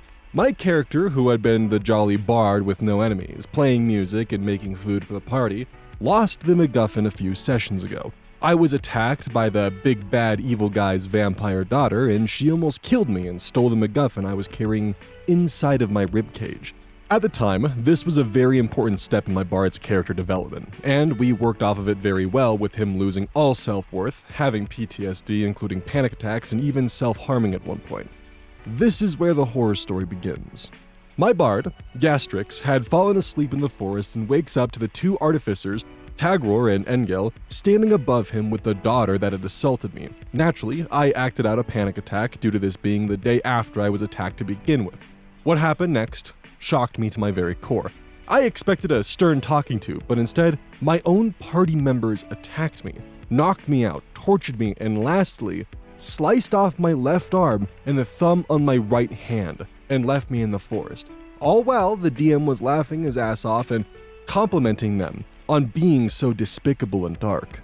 After this, I was left in the forest, and the two artificers went back to the daughter's house. She went, "I am sorry about your bard friend, let me make it up to him. How about I enhance your weapons?" And then buffed their weapons while I was left half dead unconscious in the forest with nothing but a half useless character. Should I bring a bomb to the next session? Yes. you probably should at this point, holy shit. Because you've mentioned coming back to the sessions, I assume that you want to continue playing with these people. I don't know if I would want to, but that seems to be what's on your mind. Now, because of the horrific act, the DM should probably honestly reward your bard with like some sort of prosthetic that gives you a couple, I mean, hell, honestly, with what happened, you deserve a +2 advantage at something. Like, seriously, that's a fucked up thing to happen to your character. I'm guessing there were no dice rules to actually prevent it. It just happened. So if that's the kind of situation the DM's gonna put you through, they should reward the character in some kind of way. If your bard dies, make a broken character. But a broken character specifically to kill other player characters to enact your revenge. Beyond that, I genuinely don't know what to do in this situation besides leave that party because that is fucked up. But in the comments below, he does mention that this is his only source of D&D beyond his toddler nephew. Personally, unless you really want to stick with these people, I would recommend visiting one of the many subreddits dedicated to finding TTRPG groups, or even just going to the official Dungeons and Discord server so you can find a party that isn't sociopathic. That's my recommendation. Dirty USB. Wizard makes a blind character and then gets upset when he is blind. Lighthearted. Was playing in a 5-player group in college with a guy that wanted to make a blind wizard who relied on their bird familiar for sight. However, he was also constantly telling his bird to give other players the help action, essentially giving the martial characters on-demand advantage. DM said that the baddies were probably gonna start shooting at the bird that's been pissing them off. Wizard gets pissed and says the DM is unfairly targeting him and that it's not fair for me if I'm just permanently blinded for the rest of the fight. DM says that if the bird stops harassing the baddies, they'll stop targeting the bird. Wizard refuses. Bird dies. Wizard is blind the rest of the encounter and sulks like a baby. Maybe don't put your only pair of eyes in horrible, terrible danger. See, the thing is there is nothing wrong with having a character design like this. I like quirky, cool characters. One of the coolest concepts that I saw was a magical, wizard hat that could grant sentience to the object it's sitting on, and it was sitting on a scarecrow, so the player was actually just a fucking scarecrow with a magical wizard hat on. It was a really cool character concept. But if you're gonna do that, own the concept, advantages and not. As an example, if that hack gets knocked off the scarecrow, they're kind of fucked. And they accepted that. But he had a pretty easy thing going for him too. He had a cool concept, blind wizard, bird that tells him what's going on. And he had the bird start harassing the people they were attacking. Of course they're gonna throttle the bird out of midair and just deal with it then. Why wouldn't they? DM very clearly warned him, he fucked around and found out, and that's just how it is. Here we go, fuck me up. D&D 5e. I need advice on how to deal with a blatant cheater. So basically, I'm the DM and I've had smaller issues with this player before that I've mentioned to them and they've vaguely been resolved. I've noticed that they've had more than their fair share of high rolls, but never brought it up. I guess I thought it would look like too much to dump on them if I said this too. Turns out, another player also thought they might be cheating and started recording all the rules the problem player has had, and goddamn, I'm embarrassed I didn't realize how bad this is. Over 10 plus sessions, it's first session, 4 times, second session, 2 times, 5, 1 time, 6, 1 time, 9, 1 time, 11, 1 time, 13, 3 times, 14, 5 times, holy shit. 15 5 times, 16 6 times, 17 4 times, 18 7 times, 19 12 times, 20 18 times. Holy hell. My man is getting far more bold with it when he realized he could get away with it. Good God. That's 18 nat 20s and 70 rolls. They have been rolling a crit 25% of the time. Not to mention rolling 20 twice in a row 5 times in this group of data. It's mad. I don't know how to handle this and would love some advice from anyone that's had this sort of desperate to win player. I'm planning to tell them to switch to D&D Beyond's dice and see what happens. Edit, we play online, but everyone has their own physical dice sets they use. Well, if you play online, then definitely just start using the digital dice. It's a better way of getting a semi-random number that's not controlled by the dice, and they don't really have a way to fudge it. But they could also then start fudging their character sheets and, get a couple extra bonuses here and there, and you don't want that. So if you don't want to call them out directly or risk them fudging their character sheet, my recommendation is start throwing in some rolls that require you to roll low in order to pass them. It's definitely a bit of an inverse skill check, but it does give them the impression of just, oh shit, my high rolls aren't going to actually do what I need them to do anymore. Because if he's lying about nat 20s, he's also lying about how often he's getting 15s, 16s, 17s, etc. It could be a number as high as 13, but they can't roll higher than a 13 or else they fail. It's definitely something where that is a DM choice, and I don't think it's in the DM handbook anywhere. I would need to double check, but that's something that I found that kind of, really throws a curveball at people that I think are lying about their dice rolls. It's also a major, major, major red flag that another player came to you with this data. Because if they've noticed it, other players have noticed it too, and they're probably pretty frustrated with the fact that this person just gets to waltz on through and constantly be the hero or always just never in any kind of peril whatsoever. But yeah, if you're comfortable with doing public dice rolls, that's probably your best bet, but if you want to be sneaky and sly about it, inverse dice rolls. Just if you are doing inverse dice rolls, make sure you account for their modifiers. I'd be curious for those of you who are listening what your own personal ways of dealing with cheaters are, because we all have our own fucked up ways of dealing with them when they really get under our skin. B08A. DM. Players spamming skip dialogue while I was setting the scene for the players and role-playing the NPCs, then left halfway through the one-shot. Hi, I just wanted to rant about a problem player I had in my party. This person, who I'll call R, has been quite a problem player in my game. I've posted about him before on the r/DnD as he was adamant about PvP but ended up agreeing with my terms regarding it. I'm a new DM and this was my first time actually DMing and I put a lot of effort into setting it up. The party consisted of a Kemono Mimi dog bard, cat warlock, and a tiefling warlock. Yes, I know, very balanced. An Oathbreaker paladin, R's character, edgy backstory and all. And a fairy artificer, R's BFF, who just went along with anything he said. All of these players, except the Kemono Mimi dog bard, were new to D&D, and the bard having DM before. Honestly, such a great player in person and gave me great tips for the one-shot. Now, the problem started as soon as we started the session. I was running one of the modules from Candlekeep Mysteries on Roll20 since it was more accessible to us all. R couldn't be on the voice chat for some reason and his BFF as well, although he was able to before. As I was explaining to the party and introducing them to the setting and role-playing the NPCs, he kept commenting how bad I was at role-playing and kept spamming skip dialogue in the voice chat and moving his token wherever. He also kept drawing dicks on the map and made a Seely's Corner for him and his best friend, the Fairy Artificer. Afterwards, a bit further into the campaign, he still made the same comments and also kept moving his token around in some restricted areas as well. I probably should have put it in the Fog of War, but I forgot to, so that was honestly my fault. However, after that, as soon as the party were getting deeper into the story, he just leaves, out of nowhere, no text, no nothing. Afterwards, his best friend left as well. I tried to involve him and then into the story and get him to interact more, but he just didn't.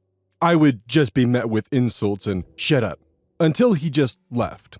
Not like he lost internet connection, he was still online. He didn't want to interact with the other players other than be hostile to them except his best friend, and he just kept insulting me as a DM. Luckily, this didn't deter me and my party and we just continued as normal. My tiefling warlock got pretty upset though because they thought it was rude and R had been getting on their nerves for quite some time. We ended up having a blast aside from the long arduous combat when they accidentally aggroed the entire map. However, it ended well and we ended up with an epic showdown against the big bad evil guys. Afterwards, my player told me they enjoyed the session and the just say Neko, please! Kenonami Bard complimented my DMing style, especially for a new DM, which was really nice coming from them and gave me some really great tips as well.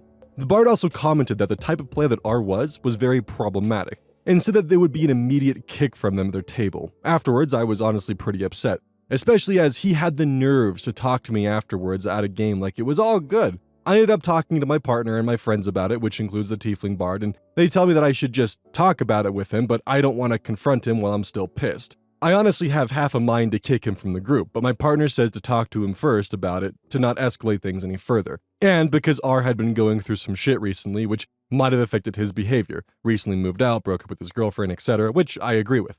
That's all. I just found it funny how in the previous post I made about R that it would end up on RPG horror stories, and it did.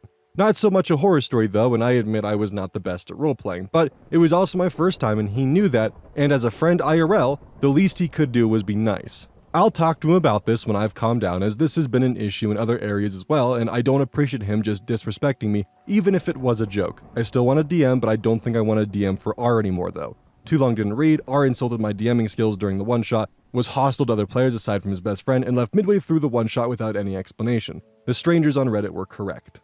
Honestly, your first mistake was using Rule 20. That is... If you don't, actually use it 100% correctly, there are so many ways to break the game. Like, the fact that you can drag a player token, it maintains vision, and you can kind of, swipe it around the map and see all the monsters and everything that's ahead of you without anyone knowing, kind of is just broken. I don't know if the person I was playing with just set it up very poorly, but, yeah, that's a major exploit that should probably be worked on. And I will admit that in Rule 20, when I noticed that I had a pen tool, I also drew dicks. I also drew several Garfields and used them as my familiars that I would summon. I would summon a familiar and just drag in a really crude drawing of Garfield. But Rule 20 is incredibly, from my experiences, boring to use. That being said, telling your DM to skip dialogue is extremely rude, extremely disrespectful, and I'd probably just kick them right there and then, or just end the session, because that fucking sucks. But it turns right back around when OP is looking at just simply removing R from the friend group entirely because of their actions within the D&D session. Sounds like R is going through some stuff by OP's own admission, and OP definitely needs to take a breather before further action, because kicking R from the friend group, especially when he's an IRL friend, over this is, that's a bit much. You definitely don't have to play D&D with him anymore, but don't remove him from group chats or anything like that because you were personally slighted by his behavior. And it sounds like he's also going through a lot, and that might just escalate his negative emotions. It's not your job to be his therapist, but at the same time, give him a little bit of breathing room. But definitely don't hesitate to kick him next time if he tells you skip dialogue while you're explaining something. And a princess, but they're using 3s and 1s instead of letters. The familiar we talked about for 2 hours outside of session is actually just an owl. This was maybe a year ago, before session 4 or 5 of Minds of Foundelver, with some randos online. My arcane trickster got the spell Find Familiar. I told my DM I wanted to give my familiar a personality and lore, and she seemed excited and even enthusiastic. We exchanged ideas for about 2 hours over text about my character summoning the spirit of this old acting coach to come help the party. I even told her about the ritual and the flavor I wanted to give it. When it came time in the session, she yada-yada'd away my ritual, then let me describe what the owl looked like. I told the owl to introduce herself to the party, remembering how the DM told me over text what kind of voice she'd do for her, only to be told she can't talk because she's just an owl. This DM had made a separate voice channel in that Discord server for one-on-one conversations, so I asked her to talk there. I asked her why she totally changed the character we made together and agreed on, and she just started yelling at me about how she can't pull all her focus on just one player. So I just left.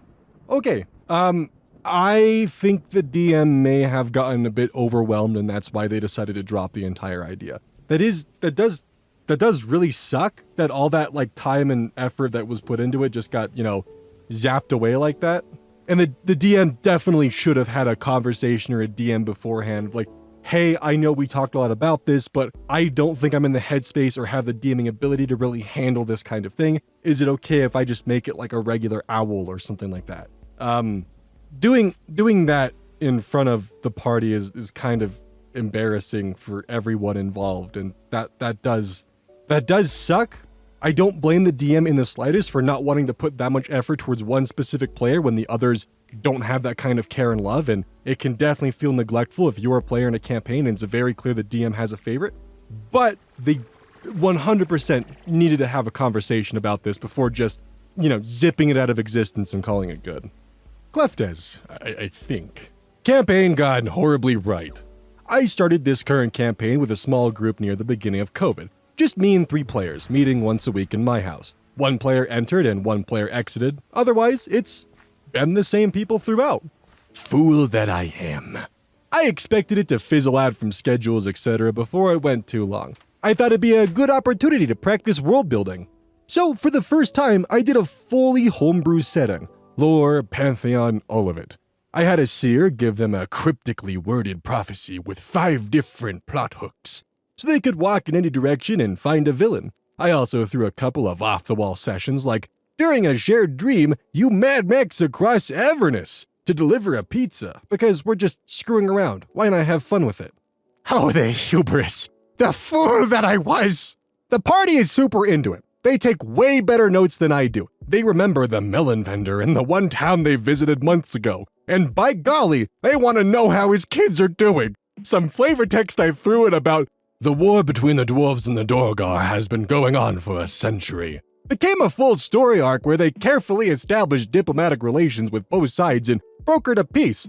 They broke into the vault of D&D Jeff Bezos. They've gone hunting for moon rocks. The Avernus Pizza Run is established canon that they discuss in character. They decided to observe traditional funeral rites for a dragonborn dignitary they recovered the remains of, which meant that I had to make up what that looked like. Those poor damned fools. They're excitedly asking me what I have planned to throw at them at level 20, and I'm outwardly smiling and inwardly panicking because at level 14, they're already at the highest level I've ever DM'd for. One of the players even started DMing for the first time to give me more session prep time and to let me recharge my batteries by playing. This post is about real anxiety that I'm having, but also I'm 90% sure that at least one of my players lurks on this subreddit, and I wanted to give a shout out for this absolute unicorn of a game group that I looked into. Too long didn't read. My party is way cooler than me, and keeping up with their interest is a big anxiety.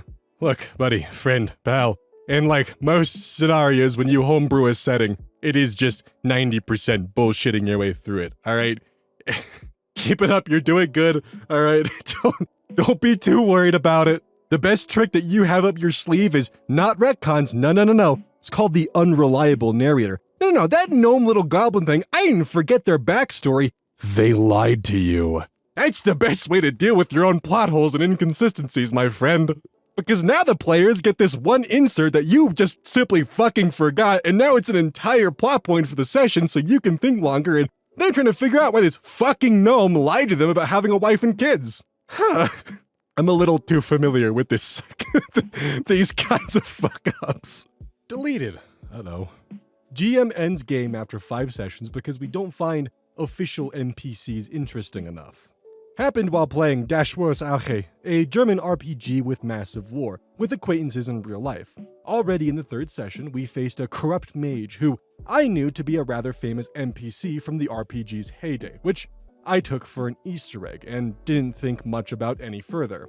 In the 4th session, we met the High Priestess of the Goddess of Chivalry, whose church doubles as a Knight Order, also a famous NPC. I did play a knight myself and had some interactions with her on that basis, but after the game, the GM asked me why I didn't talk to her more. I said that I didn't think I had much more to discuss with her, and he replied that she's basically the head of my religion, so there would be endless potential for conversation.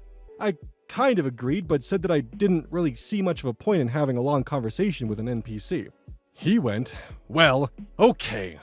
I guess in hindsight, I should have realized that he seemed agitated, but I didn't. Then, in the 5th session, we met a kind of Viking explorer. Yet again, a very famous old NPC, but I also took that for an Easter egg, especially since he wasn't really part of the plot, so nobody of the group engaged with him. As we say we leave the location, the GM suddenly gets angry and yells at us, being mad why we don't talk to the NPC more, and literally just listing official adventures and novels to us that he's in. We replied that we didn't play or read those, so he just doesn't mean anything to us. Not even all of us recognized the name. The GM then cussed at us that we weren't real Das Hygh players and disbanded the group. We left his place then, barely an hour after starting to play. Edit clarification because it came up a few times, except for the mage who was only revealed to us before we had to fight him. The NPCs were not particularly relevant to the plot, especially the explorers seemed kind of like a random encounter. That's why I thought they were Easter eggs. I feel like this would be akin to playing like a Skyrim-style tabletop RPG and, having the GM suddenly insert like, oh, look right here, it's Jarl Balgriff, and he do be ballin'. You guys want to go interact with him? Kind of just feels like it's more operating off of personal nostalgia than anything else. I'm personally not familiar with Das Schwarzahech. I had to Google the pronunciation. I still don't think I can pronounce it properly. But it sounds like it's been around for a while, and I do wonder if the GM thought that he was just playing a game with fellow people who were equally excited to interact with all the lore and all that kind of stuff, and, had the realization that no one really actually cares about this piece of media property that he really likes a lot, and I wonder if that's kind of why he had the reaction he did. I kind of almost feel bad for the GM in this instance, but at the same time, it's not the player's responsibility to know all of the lore. It's the GM's responsibility to help convey that lore to the players. I mean, hell, he could have, helped introduce his players to the lore that he's so nostalgic about by being like, oh, here's this character here, you guys should, interact with him. And then slowly have the Viking explorer tell his stories and his exploits and all that kind of stuff and make him an interesting interaction and maybe have a fun item that he gives out. But that's more of if you're just trying to, introduce your personal fixations and nostalgia into a story. But hey, you do you, I guess. Just don't disband your entire party over it. Mr. Myget 12. Character doesn't want to join the party. We're in a campaign that's been going for over a month. Players have been cycling in and out, and a new player just joined the campaign, playing a rogue. This rogue's first instinct is to sneak up on us, rob us, and sneak away. Upon sneaking away, I spot him, hold person, and take my money back before telling him that we don't want any trouble. He tells us he can't trust us. His character has a massive bounty on his head and he can't leave the forest. I think this is a perfect opportunity to get the rogue into the party because I had a bounty on my head until recently, so we'll just take the rogue to the guy who got rid of mine. DM says pure roleplay between PCs happens without rolls. Rogue insists to roll insight versus my persuasion. I get a 22. Rogue gets a nat 1. Rogue still doesn't trust us and tries to flee the party and hide until we leave. Does this guy even want to play D&D with us? Yes, he does. This is your archetypical, just edgy loner type. Okay, look. A lot of guys who start playing D&D, they go through this weird, broody, edgy loner type phase where they always end up playing some kind of fucking elven rogue that's a broody edgelord who's always like, the only friends I have are dead. I don't have friends. I don't make friends. All of you are idiots. My only friends are in the darkness. It's that kind of type of player. I went through that phase. A lot of people go through that phase. He's going through that phase. If you're starting D&D and you think, I'm going to be an elven rogue, everyone's done it.